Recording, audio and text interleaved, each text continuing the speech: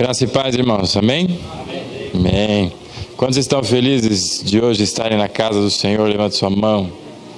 Glória a Deus. Vou pedir a você que abra sua Bíblia no livro de Ageu, profeta Ageu, capítulo de número 2. Vou começar a cronometrar para ver quanto tempo os irmãos demoram para achar o Ageu aí.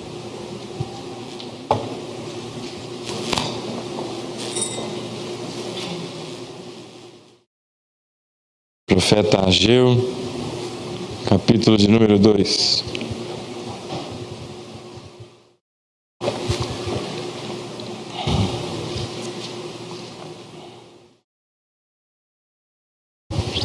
Ageu vem depois de Sofonias. Acho que ajudou agora, né?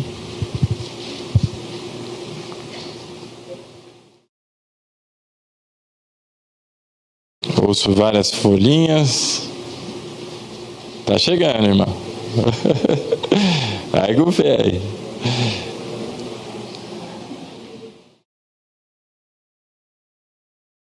Todos acharam?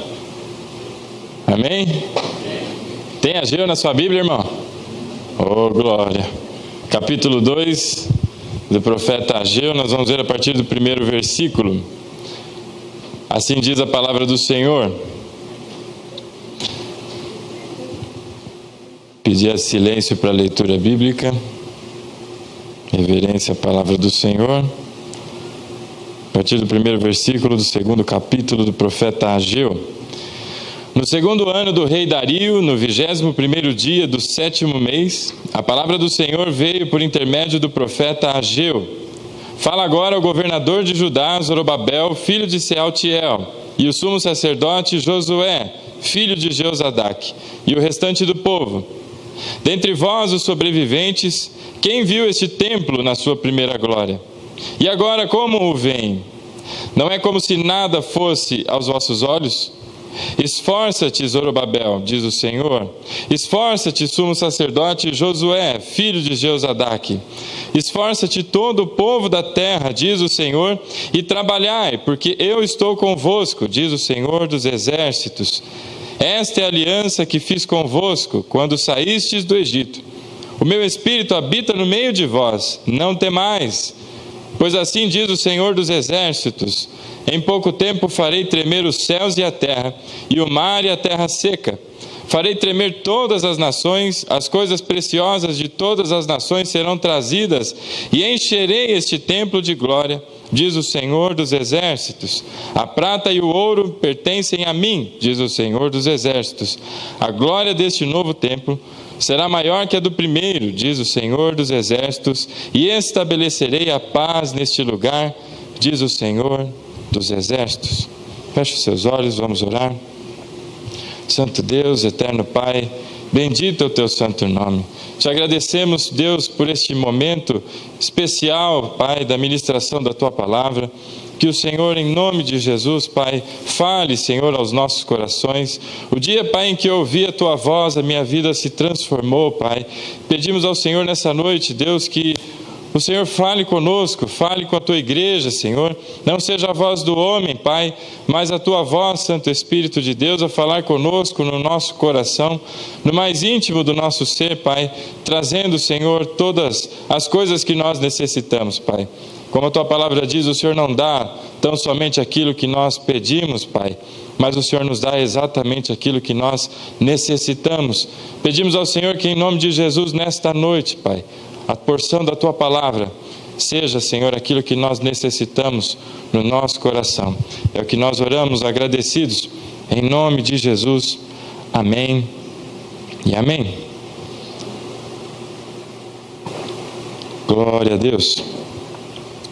Esse texto que nós lemos, irmãos, aqui no livro do profeta Ageu, no segundo capítulo, fala de um momento especial em que Deus trouxe de volta o seu povo, que estava preso num exílio babilônico, e Ele dá a liberdade, uma liberdade assistida, a que seu povo retorne para Jerusalém e permite que ali seja reconstruído então o templo que havia sido destruído pelo rei Nabucodonosor. Há muitos anos atrás, esse rei invade então as terras dos judeus, tomam como posse esse povo, e eles passam agora a ser escravizados. Então toda a elite, todos os nobres são levados como exilados para dentro desse povo, para dentro do reino babilônico. E Nabucodonosor, ele não só destrói todo o templo, como ele também faz o saqueamento de todas as coisas. Tudo aquilo que havia de precioso, de artefatos, objetos de adoração e de culto são levados, e passados muitos anos, o Senhor restaura então o templo e chama o seu povo para a reconstrução do templo. E esse texto exatamente que nós lemos aqui no 2º capítulo, fala exatamente de um momento em que Deus usa o profeta Ageu para falar com essas pessoas e dizer: olha, alguns de vocês são mais velhos, são antigos e conheceram esse templo, o primeiro templo, viram a glória do templo que foi construído. E agora que vocês observam os alicerces desse segundo templo, como ele é menor em tamanho, alguns de vocês têm chorado e lamentado porque não é tão glorioso como foi o primeiro.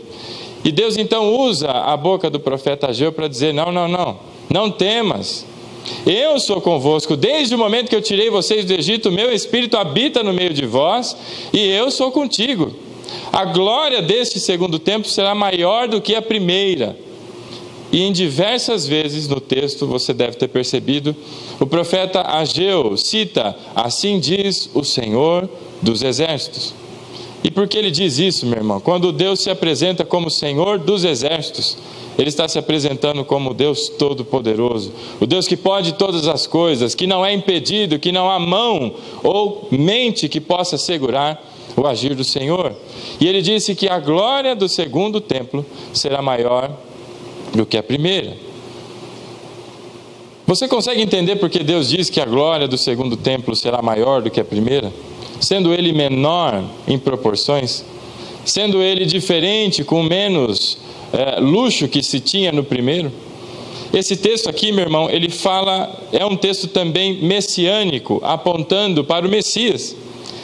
Esse segundo templo seria muito mais glorioso, porque não só seria a habitação do Deus Altíssimo, como era assim no Antigo Testamento, o templo era o lugar da habitação do Senhor, mas o próprio Deus, feito em osso e carne, entraria nesse templo e ali ensinaria as pessoas. Falava de Jesus Cristo, meu irmão, do momento em que Cristo faria uso daquele lugar para a ministração de pessoas.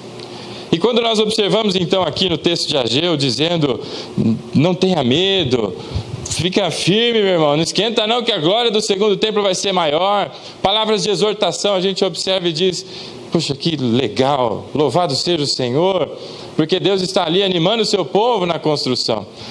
Mas se nós lêssemos o primeiro capítulo, meu irmão, o início do chamado do profeta Ageu não foi tão somente para exortar as pessoas a dizer: vamos lá, como aquele quem diz: yeah, força povo, vamos lá, cadê os pedreiros aí de Deus, aleluia, cadê os gesseiros para fazer o trabalho do gesso? Não, meu querido, se nós observarmos o primeiro capítulo do profeta Ageu, nós vamos observar que Deus trouxe uma chamada muito forte para aquela nação, e é sobre isso que eu quero conversar com você nessa noite. Porque Deus cumpriu a sua palavra quando disse que a glória do segundo templo seria maior do que a primeira. Se você observar no primeiro capítulo do profeta Ageu, para quem fechou aí, vai demorar para achar de novo. Eu uso de um artifício muito legal, ó. Tem uma cordinha na minha Bíblia aqui, ó, rapidinho. No primeiro capítulo do profeta Ageu, lá no primeiro versículo, quando Ageu é chamado, e Ageu ele é contemporâneo de Zacarias, Deus levanta dois profetas ao mesmo tempo. Você observa isso lá no livro de Esdras. No primeiro capítulo, versículo 1 diz: no segundo ano do rei Dario, no primeiro dia do sexto mês, a palavra do Senhor veio a Zorobabel, governador de Judá, filho de Sealtiel, e a Josué, o sumo sacerdote, filho de Jeozadak, por intermédio do profeta Ageu. Deus está falando com duas pessoas aqui, meu irmão. Só que não só com essas duas. Zorobabel. Zorobabel é tido como um governador, uma pessoa semelhante a um cargo político, para a organização das coisas. E ele fala também com Josué, o sumo sacerdote, filho de Jeozadak. Então tem duas pessoas ali, o líder político e um líder religioso das tribos que estavam ali representadas no momento em que Deus chama o profeta Ageu.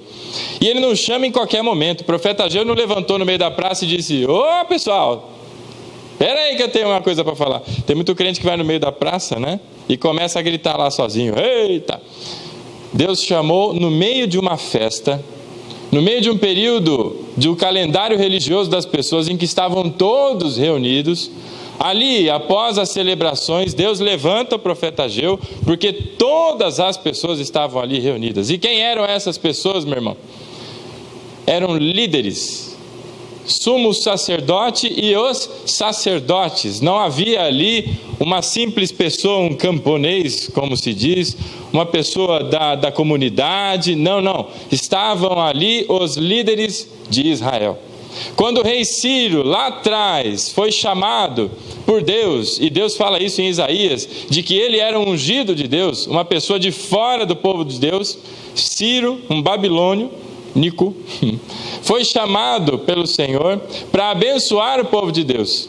Se você ler lá Abacuque está se lamentando com o Senhor, dizendo: Deus, o Senhor está trazendo um povo de fora para corrigir os teus filhos.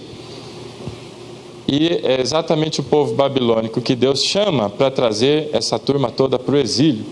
E lá atrás, então, quando Ciro é chamado por Deus, Deus dá uma ordem ao rei Ciro, dizendo: Ciro, você vai liberar todas essas pessoas para que voltem a Jerusalém e façam a reconstrução do templo. Pode soltar a turma.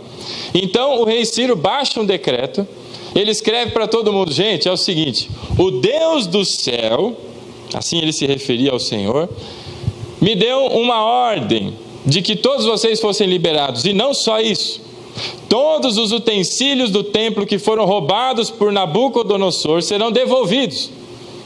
E Esdras, se você for ler lá, ele faz a contagem, faz a pesagem de tudo, dá mais de 3,5 toneladas de ouro, 3,5 toneladas de prata. É uma quantidade absurda de metais preciosos que foram tomados, e tudo isso é devolvido gratuitamente ao povo de Deus. E ele diz mais: vocês terão livre conduto, vocês vão poder trafegar pelo império tranquilamente, que ninguém vai mexer com vocês. E todas as províncias, todos os lugares onde tem pessoas israelitas que vão voltar lá para Jerusalém, todos vão receber ofertas do povo babilônico. E todas essas ofertas vocês usem para a reconstrução do templo. Se vocês acharem que deve fazer qualquer outra coisa, fique à vontade, mas assim determinou o Deus do céu. Assim disse Ciro.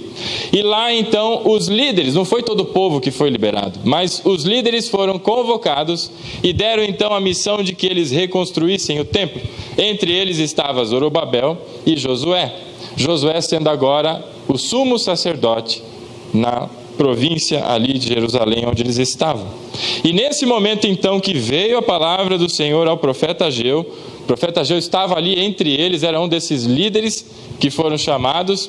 Deus diz o seguinte, versículo 2: assim diz o Senhor dos exércitos. Quem está falando, meu irmão? É o Zé das Couve? É o profeta não sei o que lá? É o pastor Bachachara? Não, é o Senhor dos exércitos. Este povo diz, Deus agora falando diretamente para o seu povo: não chegou ainda o tempo de edificar a casa do Senhor. Essa palavra do Senhor veio por intermédio do profeta Ageu. Por acaso é tempo de habitardes em casas bem acabadas, enquanto este templo continua em ruínas? Assim diz o Senhor dos exércitos: considerai o vosso passado.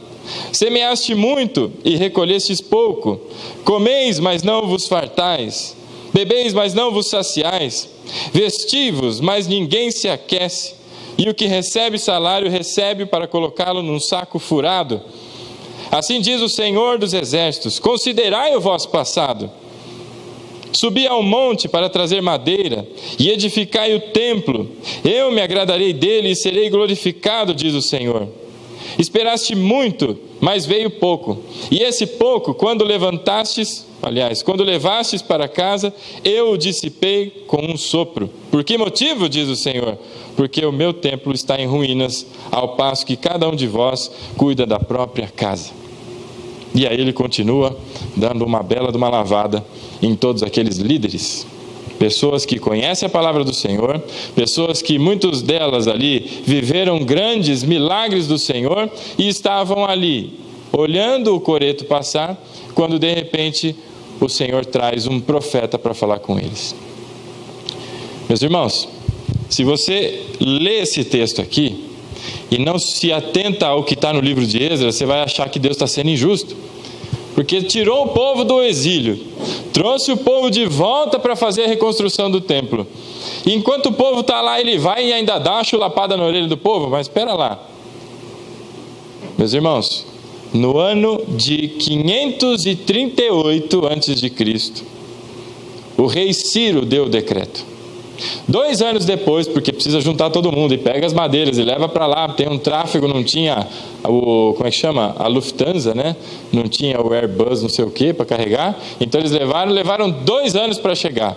E quando chegaram lá, segundo o livro de Esdras, a gente encontra uma retaliação dos povos vizinhos, a oeste do Eufrates, onde eles estavam ali. Aquelas pessoas que estavam ali se levantaram contra, porque tentaram ajudar e não foi permitido que eles ajudassem. Então, o rei Ciro já era falecido a essa altura. Aquelas pessoas escreveram uma carta ao rei Artaxerxes. Não tem ninguém grávido aqui não, né? Não poderia dar esse nome para o seu filho. Artaxerxes, olha que bonitinho, né? Artaxerxes. E eles escreveram uma carta a esse rei, o novo rei Artaxerxes, dizendo: rei, deixa eu te dizer uma coisa, eu acho que o senhor não está sabendo não, mas aqui do lado de Jerusalém tem um povo tentando reconstruir um templo.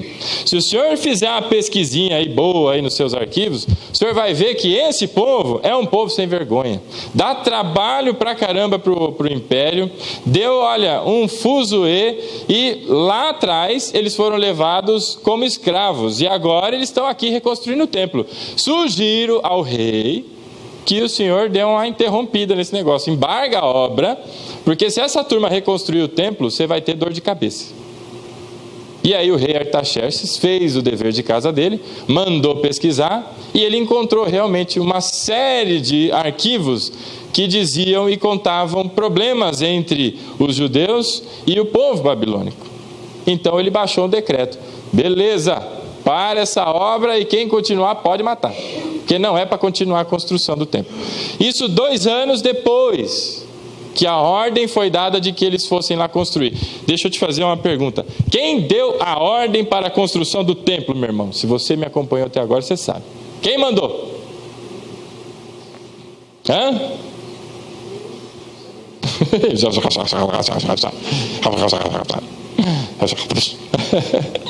Deus mandou o rei Ciro dar um decreto. Quem mandou então foi Deus. A ordem de reconstrução do templo foi dada por Deus, meu querido. 2 anos depois, está lá o povo lá: ai, papai do céu, vê aqui a carta, não deixaram mais a gente reconstruir o negócio, e agora o que a gente faz?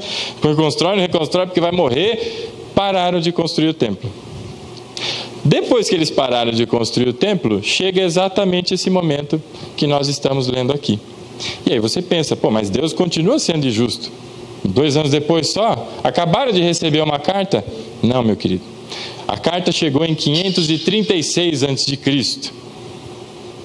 Esse período que você está vendo aqui comigo no livro de Ageu acontece no ano 520 a.C. 16 anos se passaram depois que Deus deu a ordem de reconstrução, e a turma chegou lá finalmente para reconstruir. 16 anos de obra embargada. E aí você pensa: porque o cara lá deu a ordem. Não, amigão, não foi. Porque depois que tudo isso aconteceu, Deus moveu no coração de que fosse uma pessoa lá para ver por que o povo estava querendo reconstruir o templo.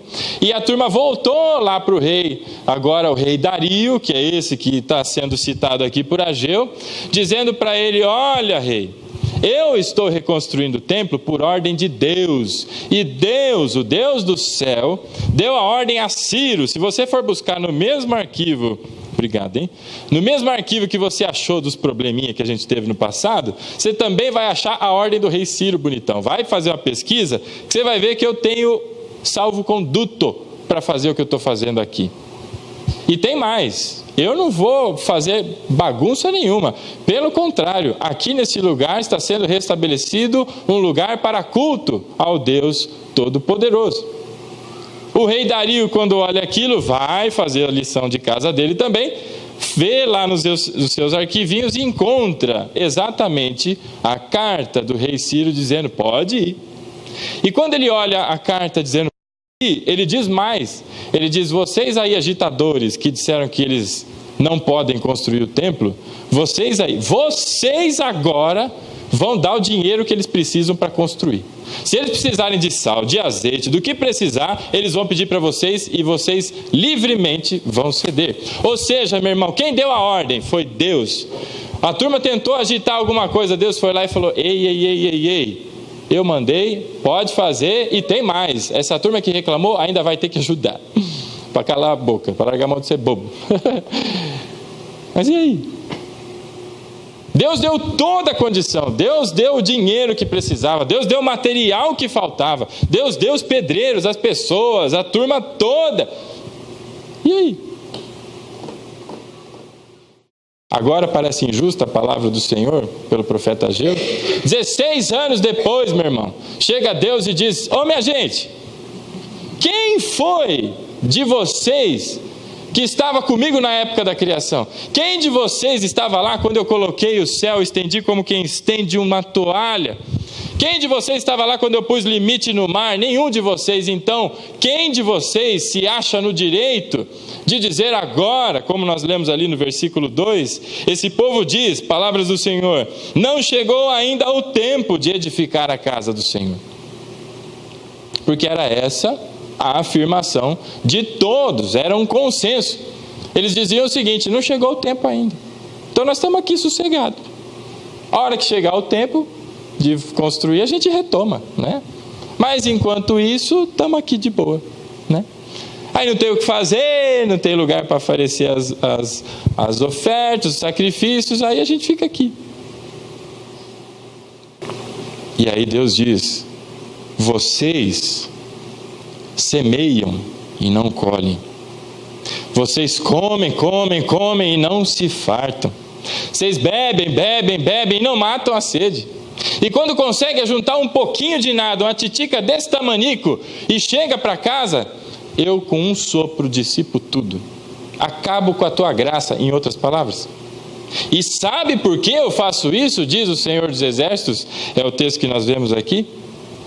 Porque vocês estão dando atenção à construção da sua casa, ao invés de darem atenção à minha.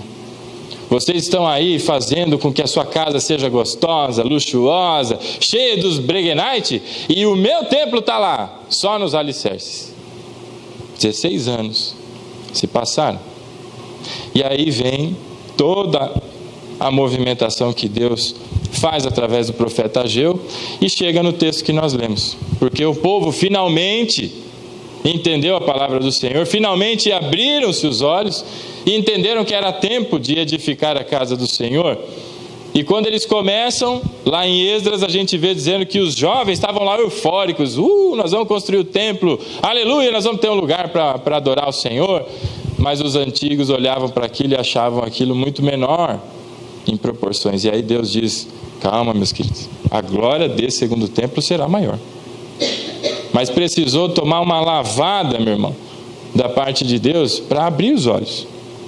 E é sobre isso que eu queria conversar com você nessa noite. Meus irmãos, quem deu a ordem, se você entendeu até aqui, foi Deus.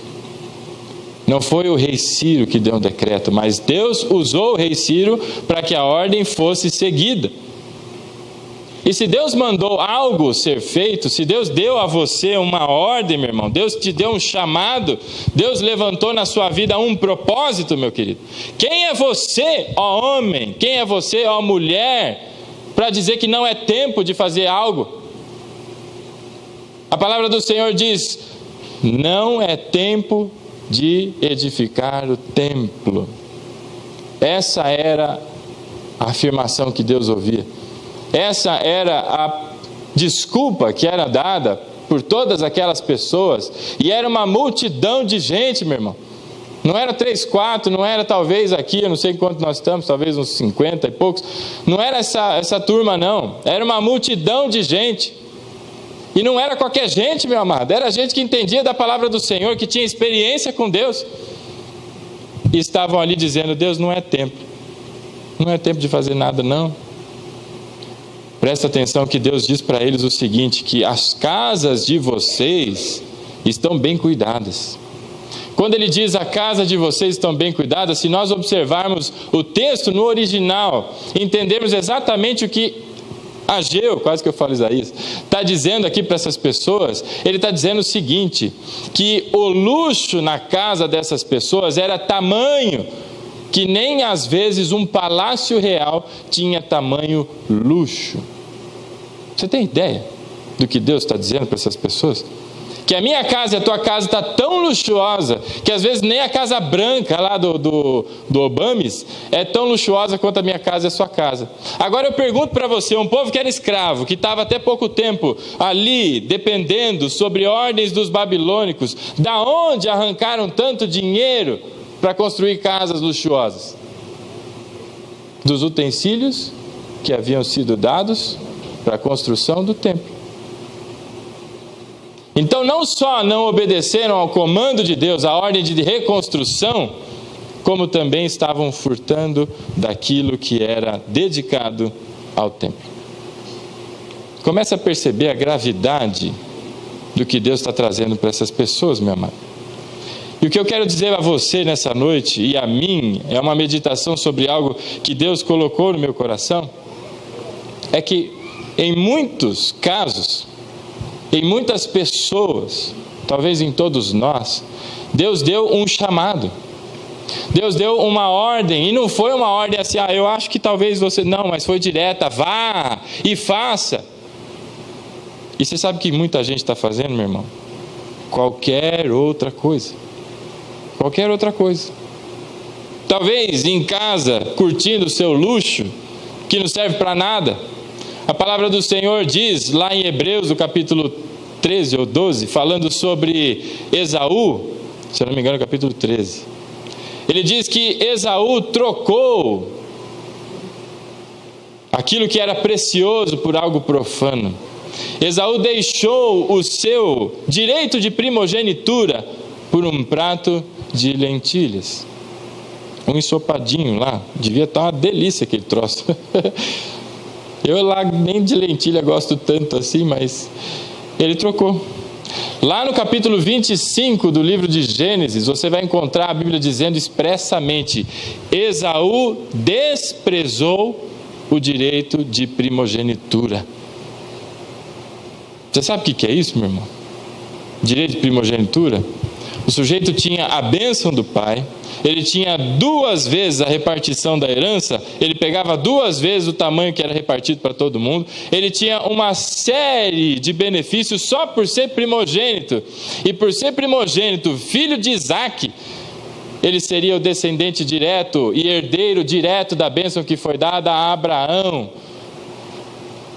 Ele simplesmente olhou para aquilo lá e falou: estou afim não, me dá um ensopado que eu estou com fome. Quantas pessoas ouviram de Deus um chamado direto, de que se levantassem, meu irmão, de que fossem realizar uma obra que Deus chamou, meu amado, e estão aí, olhando para as paredes, olhando para o teto, né? Às vezes vai à igreja, não sabe o que está fazendo na igreja, às vezes na igreja vai, pula, pinga de tudo que é lado. Meu irmão, é tempo de criar vergonha na nossa cara. É tempo de observar as coisas que Deus tem falado diretamente para mim e para você, com a mesma seriedade como Deus nos tratou. Você sabe qual é a seriedade como Deus te tratou, meu irmão? Cristo não, em nenhum momento gaguejou, não. Já pensou se Cristo lá na hora do Getsemane: Pai, mas afasta de mim o cálice, mas quer saber, Pai, pernas para que te quero, e sai correndo. E na hora que chegasse lá Judas: e aí, cadê o Cristo? Vou dar um beijo, cadê Jesus para eu dar um beijo? Jesus pegou um táxi, foi para Guarulhos, catou avião para Argentina e... Meu irmão, sabe qual foi a seriedade que Deus te tratou? Ele foi até o fim naquilo que Ele se comprometeu com você. Deus prometeu a você que salvaria a sua vida. Deus prometeu a você que através de Abraão a tua casa seria bendita. E Deus tem tratado com seriedade cada uma das promessas que Ele fez a você e a mim. Agora o povo do Senhor está de brincadeira aqui com Deus no livro de Ageu, dizendo: não é tempo não, Deus. É como quem diz: Senhor, o Senhor está muito apressado. Segura a peteca aí, papai. Deixa eu curtir meu Xbox aqui, acabei de comprar com essa grana toda que eu roubei aqui do templo. Xbox já é passado, né? Agora é PlayStation 4, né? Deixa eu curtir aqui o PlayStation 4. Ou se não, aqueles mais afortunados: ô papai, acabei de comprar um iate aqui, rapaz, deixa eu andar um pouquinho, pegar um pouquinho de sol. Não, pastor Aguiar, como está queimadinho, eu vou pegar um pouquinho de sol também. Eu estou aqui com um bronzeado de palmito, né? Eu preciso trocar esse negócio aqui, né? Ou se não, aquele que diz: não, papai, olha, mas a minha família é muito importante, Senhor. É muito importante, tão importante a ponto de passar por cima das coisas que são sagradas. Veja, quem olha para Esaú e critica Esaú, eu queria dizer uma coisa para você: você talvez não tenha espelho, viu? Porque se tiver, não vai falar mal de Esaú, não. Você vai se compadecer de Esaú e falar: Esaú, nós estamos no mesmo barco. Não foi um prato de lentilha. Talvez o seu tenha sido um açaí, o meu talvez. Açaí é bom. Mas quanta gente, meu irmão, tem negligenciado as coisas de Deus. E veja, foram 16 longos anos até que Deus levantasse ali o profeta Ageu. 16 anos. Para aqueles que são casados, Deus deu uma missão para você. Porque às vezes a gente pode pensar: mas ô pastor, eu não tenho chamado nenhum, né? Meu negócio é ser crente esquenta-banco. Meu Deus, que eu me converti, Deus nunca falou nada para mim. Você é casado, bonitão? Você tem uma missão. Você é o homem da casa? Você tem uma missão. Você é a mulher da casa? Você tem uma missão. Faz 16 anos que Deus está te cobrando ou não? Será que vai precisar vir um profeta aqui te dar um chacoalhão, como fez Ageu com o povo de Deus, para dizer que você tem uma casa e dessa tua casa você tem que cuidar, meu irmão? Ah, mas pastor, pera lá. Eu não sou casado, eu sou solteiro. Eu estou vivendo ainda a vida. Né? Oh, meu irmão, você aceitou Jesus um dia? Aceitou ou não aceitou? Acho que todo mundo está aqui é irmão na fé, amém? Dos que eu não conheço aí. Se você aceitou a Cristo um dia, você também tem uma missão, sabia? Sabe qual é a tua? Ministério da reconciliação. A todos Deus deu o ministério da reconciliação. E o que você está fazendo quanto a isso? Ah, pastor, eu só tenho 20 anos, eu preciso deixar o tempo passar um pouquinho, aí depois vai chegar aos 30, Deus vai chamar de novo: pastor, mas Deus, eu só tenho 30 anos, aí vai chamar de novo: mas peraí, eu sou 40 agora. Até que chegue o dia, sabe qual que é o dia que para mim, para você talvez seja um bom dia? O dia em que nós formos recolhidos para compor o jardim celestial. Aí eu vou estar afim de trabalhar. Meu irmão, minha irmã, se Deus trouxe a você um chamado, Deus deu a você uma missão, uma tarefa, e essa tarefa não pode ser negligenciada, meu querido. Que história é essa de dizer para Deus: Deus, não é tempo ainda? Não é tempo ainda. Deus deu uma missão a toda a igreja. Deus disse que devem manipular com muita destreza a palavra do Senhor. Quantos analfabetos bíblicos a gente tem dentro da igreja, meu irmão? Sabe quantos? Um monte. Vem aqui às quartas-feiras que tem estudo bíblico, você vê a quantidade de gente que vem. Eu tenho um percentual, meu irmão, que não sou eu quem faço não, mas é um apanhado das igrejas brasileiras. Menos de 10% das pessoas frequentam o estudo bíblico. Você sabe por quê? Porque estão interessados em um monte de coisa. Mas as coisas de Deus, peraí, Deus, deixa passar 16 anos para você dar o chacoalhão. Ô, meu querido, olha aqui para mim com seriedade. Não está na hora, será, de deixar as coisas de criança para trás? deixar as coisas infantis, de que agora eu estou de bem com Deus, agora eu não estou mais de bem com Deus. Porque eu esperava tanto que Deus fizesse isso, agora eu não fez, também não vou à sua casa, Senhor, não vou. Ô meu irmão, deixa eu te dizer uma coisa, toda vez que você ganha de Deus, você perde, meu querido. Agora, todas as vezes que você se humilha diante do Senhor, você é vitorioso. É tempo, meu amado, de deixar as coisas de criança para trás. Pastor, brinco, irmão Cid, né? Eu tenho 30 anos de igreja. Meu irmão, a coisa mais difícil é lidar com gente antiga de igreja. Sabe por quê? Parece que calejou aqui na cabeça um troço. Não é o caso do irmão Cid. Aleluia. Mas caleja de um tanto que é pior que novo convertido, meu irmão. Ou de gente que está para se converter, porque acha que conhece o Senhor, acha que sabe 3, 4 versículos decorados, e está lá vivendo a vida. Meu amado, minha amada, na tua família, na tua casa, Deus te deu um propósito. E quem é você para dizer para Deus, não é tempo de cuidar da minha família, Deus. É tempo de eu cuidar do meu trabalho. Não é tempo de eu cuidar do meu ministério, é tempo de eu viver a vida. Eclesiastes diz para mim e para você que debaixo dos céus há tempo para todas as coisas. E se há tempo para todas as coisas, há tempo de chorar, há tempo de rir, há tempo de se divertir, há tempo de servir ao Senhor também. Então essa desculpinha esfarrapada de que eu tenho que dar atenção para minha família, pastor, isso não cola. Sabe por que não cola? Porque Deus te deu tempo para cuidar da sua família também. Você acha que Deus seria insano de colocar em você uma carga que sobrepujasse a sua capacidade de dar conta da sua própria família, meu irmão? Jamais. Inclusive a Bíblia nos ensina que é Deus em primeiro lugar, depois vem quem, meu irmão? A família em segundo lugar, depois o quê? Pode falar aí. Deus, a família, o seu trabalho, se você trabalha, e depois a igreja. Não há tempo para todas as coisas nas condições que Deus te dá, meu irmão? Lógico que dá. Mas aí acontece um grande problema, meu irmão. Eu começo a olhar para as coisas de Deus e achar que eu tenho agora uma liberdade que não me foi dada de começar agora a dizer para Deus, Deus, é o seguinte, funciona assim, ó, faz favor. Parece órgão público, né? O senhor chega aqui, tem que protocolar a sua ordem, depois vai para o órgão não sei o quê, e aí quando chegar em mim, eu executo, Deus. Vai passar um tempo enorme. Meu amado, minha amada, Deus está nos chamando a uma seriedade na tratativa com as coisas que são do reino do Senhor. Você foi chamado como representante do Evangelho, ministros e ministras da boa nova a todas as pessoas. E o que a gente tem feito? Seja honesto com você mesmo. Pastor, o senhor está falando do reino, das coisas do reino, mas tem coisas tão para trás que seriam básicas, né, que a gente ainda nem faz. Quantos negligenciam a sua própria vida de oração? Nós falamos na quarta-feira aqui sobre jejum e o jejum bíblico. Quantos também negligenciam o período de jejum, que fazem parte da justiça de Deus, que é, quem se lembra, esmola, oração e justiça.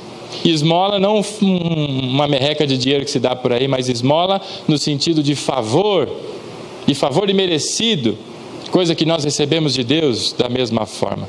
A esmola de Deus foi a cruz de Cristo para todos nós.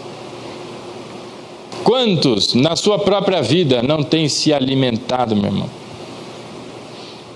Então aí, mas Deus, não é tempo, é tempo de qualquer outra coisa. Meu irmão, o que Deus diz a mim e a você é que é tempo de você olhar para a sua vida com um olhar crítico, não com um olhar de quem, ai Deus, aquele, sabe as vítimas? Sempre tem uma vítima. Ai Deus, mas isso é por causa daquele, aquele daquele.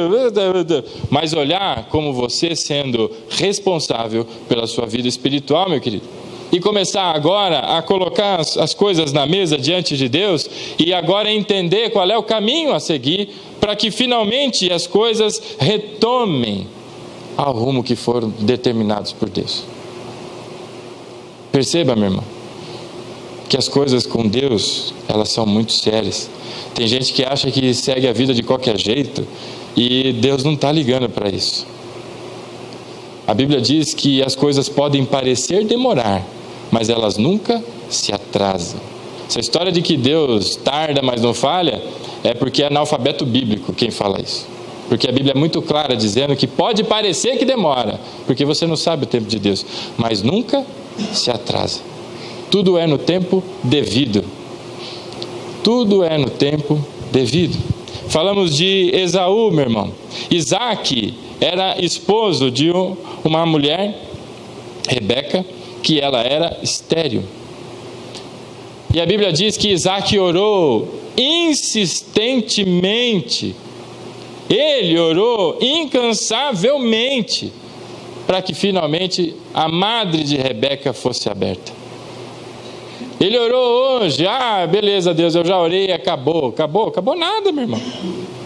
Deus não deu uma promessa para você, que a sua família seria bendita, então continua com os teus joelhos no chão e continua orando, meu irmão. Isaac orou, até que finalmente, aos 60 anos de idade,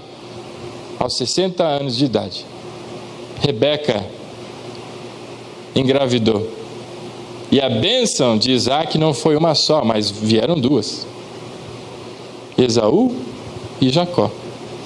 E você sabe o que significa Esaú, né? Peludo. Deus mandou Tony Ramos para Isaac.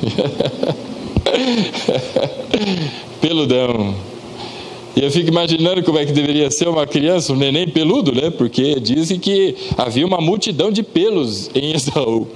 Já pensou o neném saindo de dentro de você? Você fala, eu pari um chihuahua aqui, né? Meu Deus do céu, o que é isso? E aos pés de Esaú sai a mãozinha de Jacó. Você acha que foi fácil essa família? Uma família simples, que antes mesmo, no ventre da mãe, um anjo disse para Rebeca que o mais novo seria acima do mais velho. Ou seja, o mais velho serviria ao mais novo. Uma família bem diferente daquela que a gente conhece. E foi tão engraçado que, além de Esaú, que significa peludo, o apelido dele era Edom, que significa vermelho. Ele era ruivo. O pai dele, Isaac, quando foi dar a bênção para ele, foi enganado. E a forma de enganar Isaac foi pegar duas ovelhas, cordeirinhos ali, pegar a pelagem daqueles bichos e colocar no braço de Jacó e no pescoço. Para quando Isaac tocasse a pele do carneirinho, ele falar, esse é Esaú. Bichinho peludo, rapaz. Não devia existir prestobarba lá, né? Já estava ceguinho, não estava enxergando direito, então ele era só no tato. Meu irmão, Deus deu uma missão para você.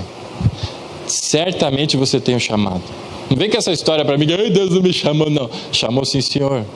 Toda a sua nova natureza tem um propósito. Toda nova natureza em Cristo tem um objetivo, meu irmão. E não é curtir a vida e ficar ali nos prazeres da carne. Não estou falando da churrascaria, não. Estou falando das vontades e os deleites do homem. Deus chamou você também para se divertir, porque Deus é um Deus muito bom. Mas Ele chamou você, meu irmão, para um propósito, para uma obra. E às vezes a gente tem tratado dessas coisas como esse povo fez aqui com Deus. Não é tempo. Quem disse para você que não? Quantas pessoas, meu irmão, nessa mesma estatística que eu vi tempos atrás, que dizia que menos de 10%, você consegue fazer as contas comigo? Menos de 10%, meu irmão, da igreja frequenta com uma frequência meio chulé estudo bíblico. Quanta gente que, se vier um doido aqui de terno e gravata, com palavras bonitas e dizer qualquer groselha, vai olhar e falar, glória a Deus, esse homem é de Deus. Porque não tem a mínima condição de avaliar se aquilo que está sendo dito é de a partir de Deus ou não. Essa mesma estatística dizia que 70% dos homens da igreja já consumiram ou consomem com frequência conteúdo pornográfico. 70%. E dessa turma toda, cerca de 60% já cometeu adultério. E dos outros que não cometeram adultério, mais ou menos a metade, ou seja, 20% de toda a turma, só não cometeu porque não tiveram coragem, porque já estava tudo maquinado, já estava tudo pronto. Só não foram para frente, sabe por quê? Porque ficaram com medo. Mas um trisquinho de nada teriam também entregue. Só que eles se esqueceram que Jesus explica lá no Sermão do Monte que só o fato de pensar já cometeu o adultério. Não precisou ir lá beijar a doida, pegar e abraçar nem nada. Mas só o fato de maquinar, o adultério já foi. Perceba, meu irmão, como estão perdidas as pessoas dentro da igreja.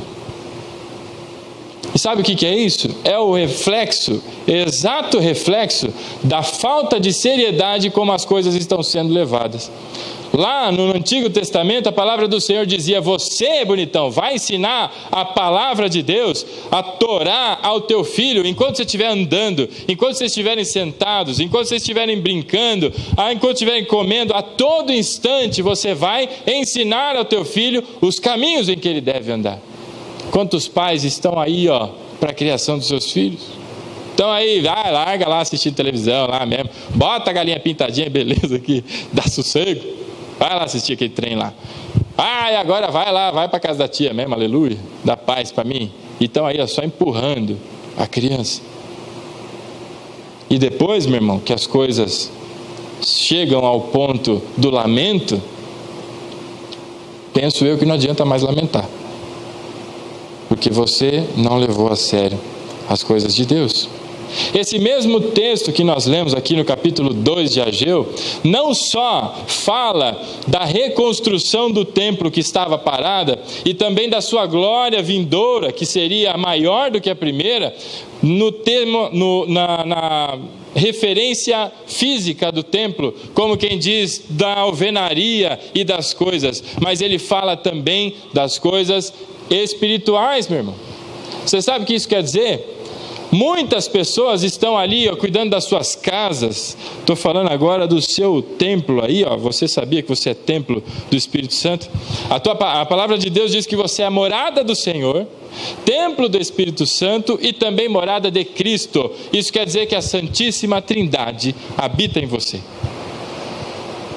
E essas pessoas todas estão nem aí para a espiritualidade.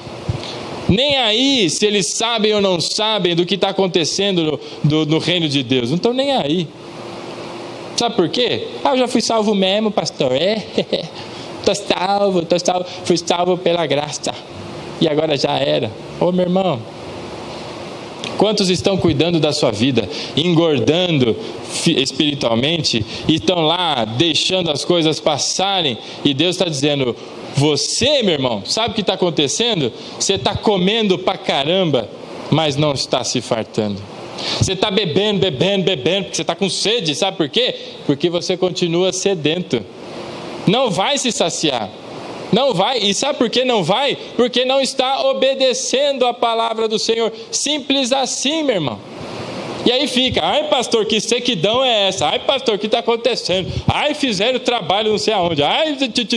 E é o dente do cachorro. Meu irmão, a obediência é algo que Deus, desde o início, demanda do seu povo. Nunca foi, e eu queria que você prestasse atenção nisso, nunca foi opcional você seguir ou não seguir as ordens bíblicas. Nunca foi. Deus nunca te deu a prerrogativa de dizer como dizia esse povo: não é tempo não. Não é tempo de ir na igreja, está chovendo. Está chovendo, não vou não.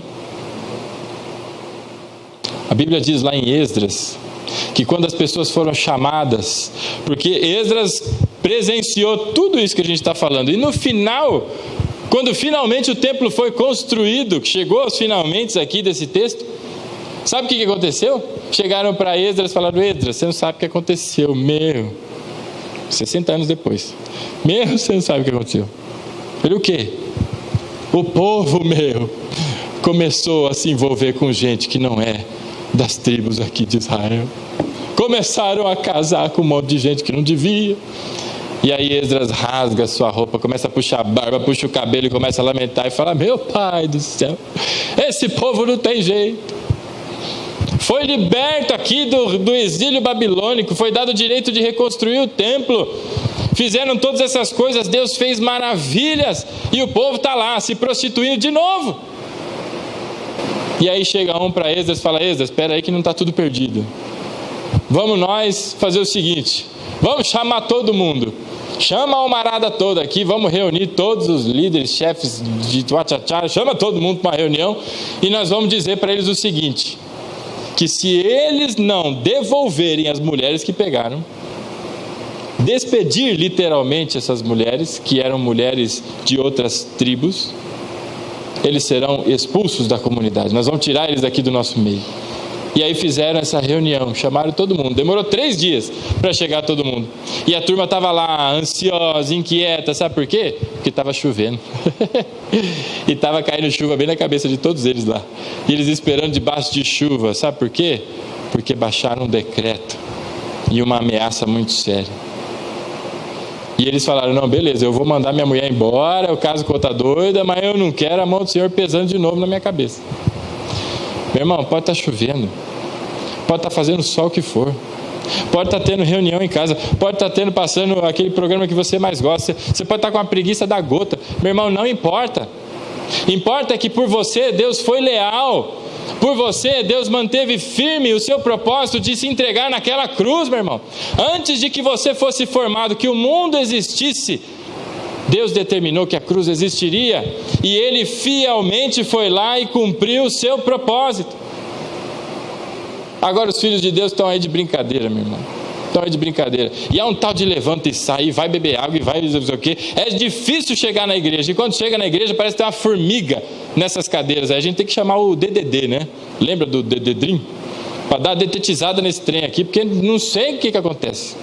Não consegue ficar quieto e prestar atenção alguns minutos dessa semana inteira. E aí está aí preocupado com o horário. Pastor, eu preciso ir embora, porque é o celular que toca, porque eu tenho compromisso não sei aonde, tal. Deixa eu te dizer uma coisa, meu irmão. Trate Deus com a mesma seriedade com que Ele tratou você, meu irmão. E sabe o que vai acontecer com aqueles que levarem a seriedade da mesma forma como Deus fez?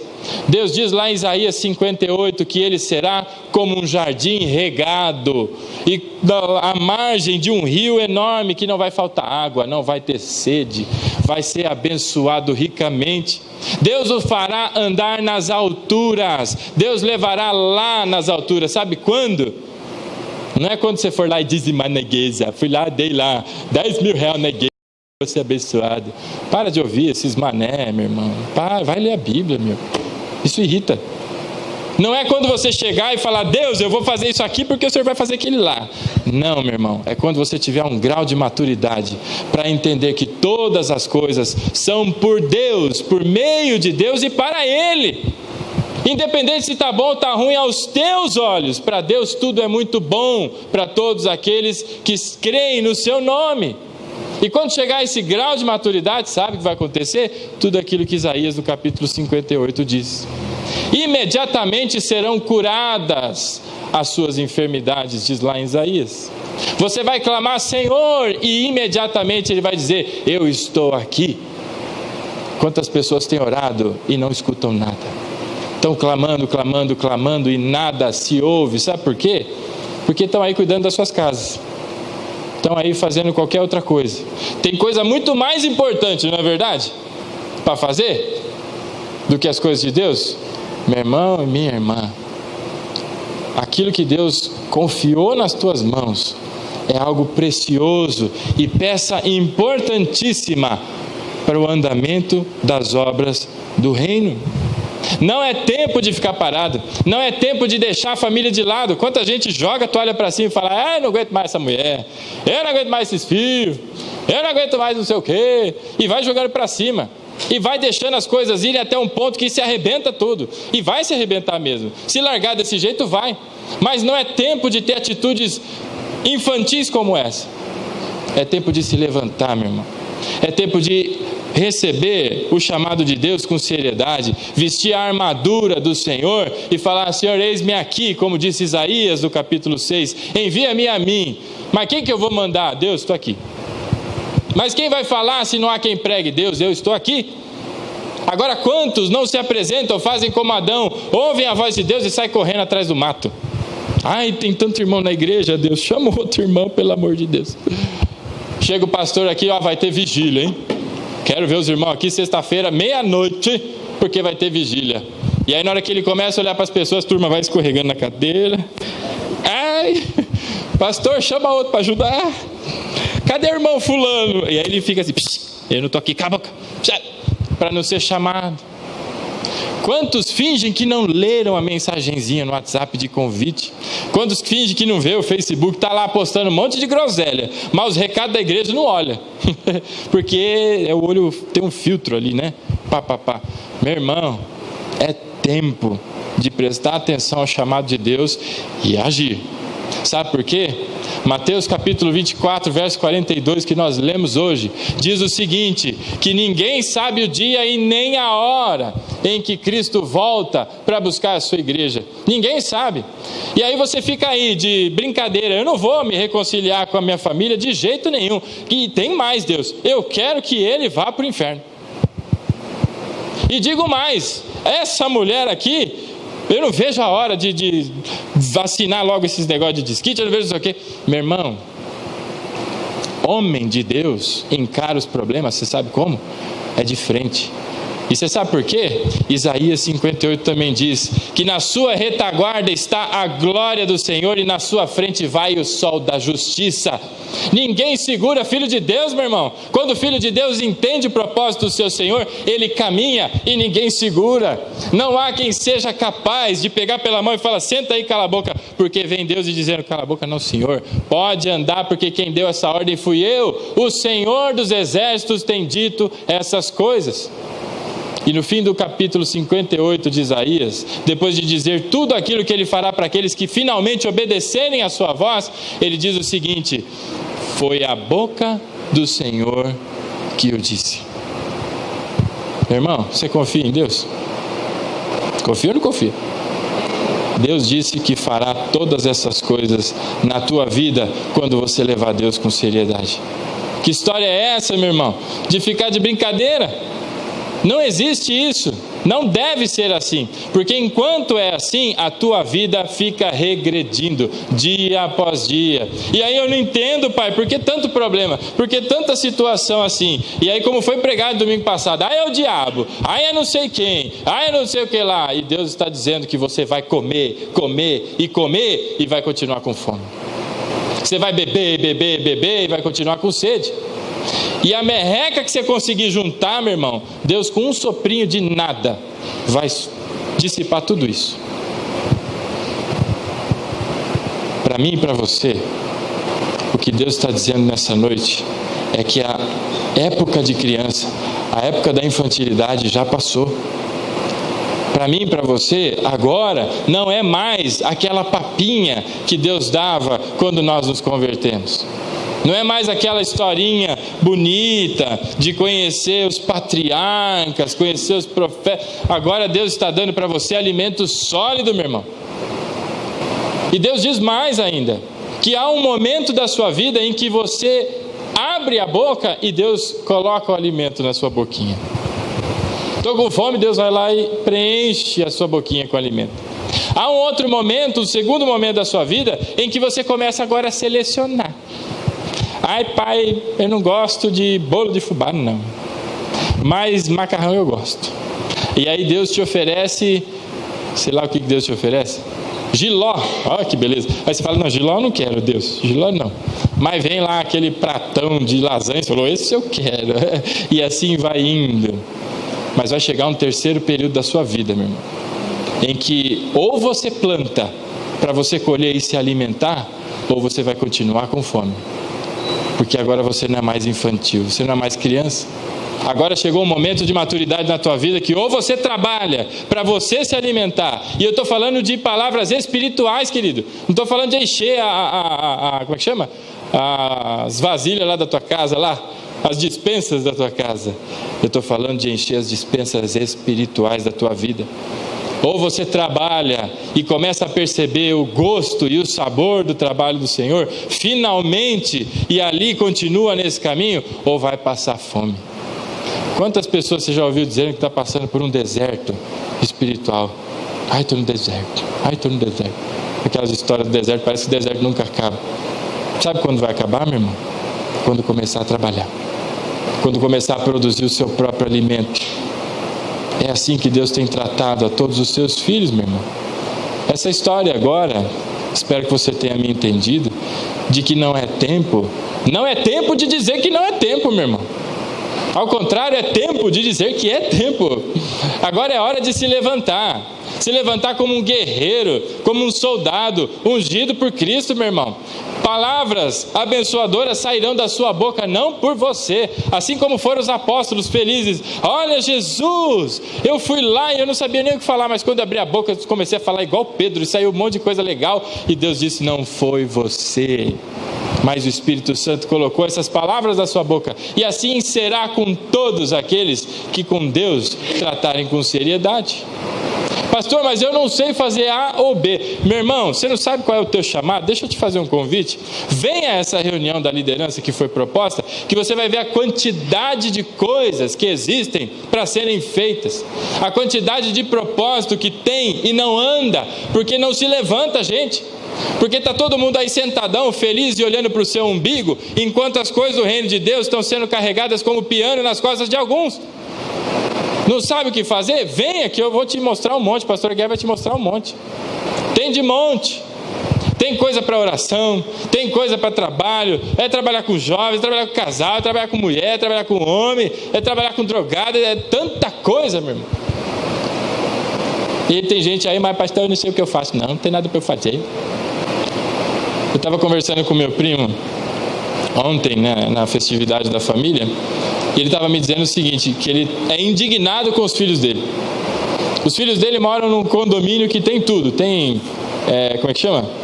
Quadra de não sei o quê, tem piscina, tem sauna, tem campo de bocha, tem sei lá o que tem lá, tem um monte de coisa lá. E aí ele chega em casa e olha para os filhos dele e fala, meu, sai desse videogame, vai fazer alguma coisa. Ai pai, mas não tem nada para eu fazer. Ele falou que ele fica indignado, porque na época dele não tinha nada disso, meu irmão. Tinha malemar chinelo. E ele dizia que ele sentava às vezes na rua, na frente de casa, e ficava olhando a estrela, e de repente surgia algum assunto e começava a conversar com todo mundo, e as coisas eram feitas sem nada do que se tem hoje.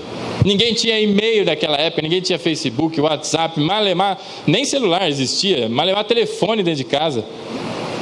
E como é que a vida acontecia, meu irmão? E hoje ficam aí as pessoas reclamando, não tem nada para fazer. A mesma coisa na igreja. Pastor, mas o que eu vou fazer na igreja?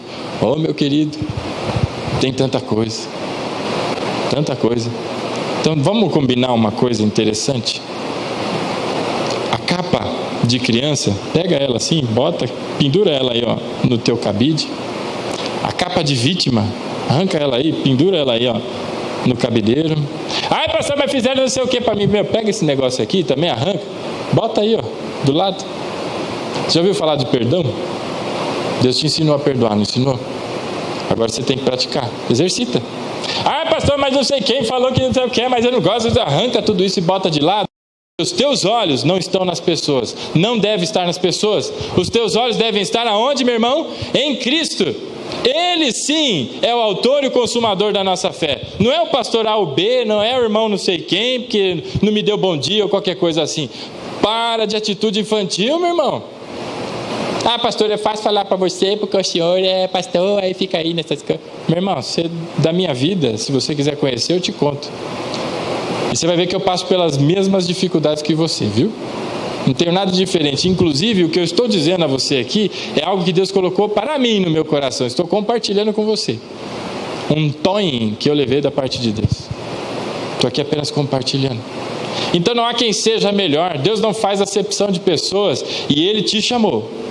E se você tem um chamado, meu irmão, responda o chamado de Deus. Não fica aí moscando, olhando para as coisas. Não fica esperando acontecer. Ah, pastor, eu estou esperando cair, porque tem uma goteira em casa, né? Eu estou esperando vir o fulano que vem lá da Bahia para consertar o negócio aqui. Daqui a 3 meses, aí eu vou ter que pagar em 5 vezes. Quando eu terminar de pagar, aí eu vou. Quantas desculpas. Pensa você, né? Não tentando ser arrogante nem presunçoso, mas tenta se colocar na condição de Deus. Porque a gente só entende os outros a ponto de poder perdoar quando a gente coloca os sapatos dessa pessoa, né? Quando a gente calça os sapatos. Tenta pensar na quantidade de desculpas e das mais esfarrapadas possíveis que Deus ouve quando trata comigo e com você. E principalmente quando Ele trata de coisas que é para a sua vida, é para a tua segurança, é para a paz da tua casa. E vem aquelas desculpinhas todas de qualquer jeito. Meu irmão, tá temporal na tua casa? É tempo de você edificar o templo do Senhor. O bicho está pegando não sei aonde, meu Deus do céu, com teus filhos. É tempo de você edificar o templo do Senhor. Lá no trabalho, é tempo de você edificar o templo do Senhor, querido. E eu não estou falando aqui de construção, porque graças a Deus esse aqui está praticamente terminado. Eu estou falando do templo espiritual ao qual cada um de nós somos tijolinhos vivos do templo do Senhor. Deus não habita em templos feitos por mãos de homens, mas Ele coabita naqueles que Ele mesmo fez. E é tempo de você deixar as coisas do mundo e olhar para as coisas de Deus. Simples assim. É começar a obedecer ao Senhor. É começar a pôr em prática tudo aquilo que você aprendeu. Aí talvez você me diga, mas eu não sei exatamente o que eu aprendi. Você está vindo estudar? Não, né? Então vem estudar. Você vai aprender e vai começar a pôr em prática. Pastor, mas eu sei João 3,16 de cor. Parabéns. Querido, quanta gente que ainda tem muito chão pela frente. E graças a Deus porque tem esse chão pela frente. Porque se Cristo voltasse hoje, quantos, meu irmão, chegariam torrados na presença de Deus? Torrados, chamuscados como um carvãozinho. Porque a palavra de Deus diz que todas as obras passarão por um fogo. E é o fogo que purifica, que santifica e que traz o juízo. E se for palha, feno, madeira, qualquer coisa, vai torrar, vai tacar fogo. Agora as obras que são obras espirituais, essas são ouro, e passarão pelo fogo tranquilamente e chegarão lá. Agora quantos irmãozinhos, meu irmão, nós vamos olhar lá, vai chegar tudo chamuscadinho lá no céu, de tanta obra da carne, que não serve para nada. Curtiu, fez, churrasquinho para lá, churrasquinho para cá, e aí? Parabéns, vai chegar no céu, se chegar, chamuscado. Veja, meu irmão, Deus disse que a prata e o ouro, versículo 8, capítulo 2, pertencem a mim, diz o Senhor dos Exércitos. E a glória deste novo templo será maior que a do primeiro, e estabelecerei paz neste lugar. A paz que Deus está falando aqui para mim e para você, não é a paz que a gente conhece como ausência de problemas. Não é aquela paz porque o mar se acalmou, a mulher finalmente ficou quieta lá, porque as crianças pararam de berrar. Não é essa paz porque está com ausência de transtorno. A paz que nós temos é como Jesus explica lá no Evangelho de João. A paz não é a paz igual o mundo te dá, mas é a paz que eu vos dou. E a paz que eu vos dou, meu irmão, é uma paz que no meio da tribulação, no meio do bicho pegando, no meio daquele fogaréu que você olha para um lado, olha para o outro, já não vê mais solução. Ali, enquanto todos já arrancaram os cabelos, já arrancaram as barbas, já fizeram tudo de desespero, o Filho de Deus vai estar lá, tranquilo, amadurecido na fé, experimentado na graça do Senhor, e olhando para aquelas coisas dizendo: louvado seja o Deus da minha salvação. Essa é a paz que Deus quer colocar na tua vida, meu irmão. Agora tem gente que não está interessado, tem gente que está afim de outras coisas. E para vocês que estão interessados, Deus faz esse convite: deixa a tua casa de lado agora. Você já cuidou tanto dela, não foi? Ela está lá luxuosa, Tem gente que deu um tapa no cabelo, outro mexendo a sobrancelha, pôs, como é que chama aquele negócio que estufa o beiço assim? Botox, né? Botou botox, botou silicone, bota isso, bota aquilo, bota saia, bota roupa, não sei daquilo. Já cuidou tanto da sua casa, não cuidou? Agora é tempo de cuidar da casa de Deus. A tua morada, que é dentro de você, é momento de você cuidar dela. Deixa as coisas que ficam para trás. Para de olhar para certas coisas que não são para você. Nunca foram, mas tem chamado a tua atenção, não tem? Fala para Deus: Deus, olha, esse troço está aqui toda hora buzinando na minha orelha. Começa a louvar o Senhor. Começa a orar. Essas coisas vão perder valor, meu irmão. Vão começar a cada vez falar mais baixo. E você não vai nem mais reparar para essas coisas. E vai passar como quem passa, andando tranquilamente por um caminho simples. Porque os olhos não estão nas coisas, mas estão em Cristo. A tua casa espiritual tem que ser restabelecida. Não pode viver uma vida de qualquer jeito, não. O Filho de Deus, o cristão, ele tem uma identidade. Eu vim conversando com a Ellen ontem. É engraçado, não sei se você já reparou, quando você conversa com alguém que é espírita, a pessoa não precisa dizer que é espírita, você mata na hora. É tão fácil de identificar, porque eles têm uma identidade e são fiéis nas convicções que têm. Agora tem gente que vai conversar com certos crentes aí. Quando a pessoa diz que é crente, porque ela tem que dizer, você olha para ela e fala: ah, vá, você. Como aquela moça que faz filme pornô e diz que é crente, e que não tem problema nenhum a profissão dela com a fé dela. Como aqueles que seguem a vida dando calote nos outros, e não tem problema nenhum em dizer que é crente, e continua dando calote. Como aqueles que se dizem crentes, meus irmãos, e continuam há não sei quantos anos sem conversar com seus familiares, e não tem problema nenhum. Aqueles que se dizem crentes, meu irmão, e não ligam, achando que as coisas que eles fazem no escuro, no oculto, ninguém está vendo. Ninguém está vendo, minha família não está vendo, meus irmãos aqui não estão vendo, não tem nada, tá beleza. É tempo de você cuidar da tua casa espiritual. E nessa noite, o convite que Deus faz para mim e para você é que façamos essa construção. É tempo de construir. Todo o material já foi dado, meu irmão. Todas as bênçãos no campo celestial já foram liberadas para você. Não lhe falta absolutamente nada. Agora o que precisa é atitude. É levantar-se, catar a tua pazinha, pegar a tua, como é que chama aquele troço de pedreiro lá, espátula lá, e vamos construir esse templo. É para você e é para mim que Deus está falando isso. É hora finalmente da gente construir nosso templo. Veja, meu irmão, depois que eles construíram esse templo físico, acharam um outro problema, que era a miscelânea étnica ali, pessoas misturando com judeu, com não sei quem, e aquilo era, segundo a lei, proibido.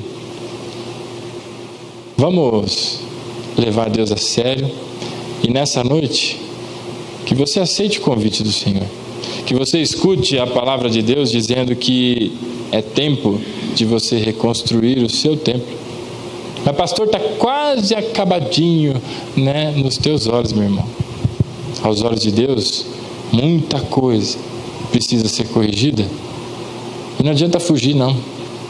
Tem gente que foge. Mas chega uma hora, sabe o que acontece? Como foi inclusive pregado aqui domingo passado. Deus traz à luz exatamente aquilo que você tanto fugiu. Já que você não resolveu no tempo que Deus te deu, agora vem o holofote celestial e pam. E a Bíblia diz que aonde está a luz do Senhor não habita trevas. Deus quer iluminar a tua vida. Deus quer acender todas as candeias, todas as lâmpadas na tua casa, meu irmão. Todas. Não tem mais esse negócio de cômodo vazio. Em nome de Jesus, meu irmão, que você tenha entendido a palavra do Senhor nessa noite. Convido você a ficar de pé para nós orarmos.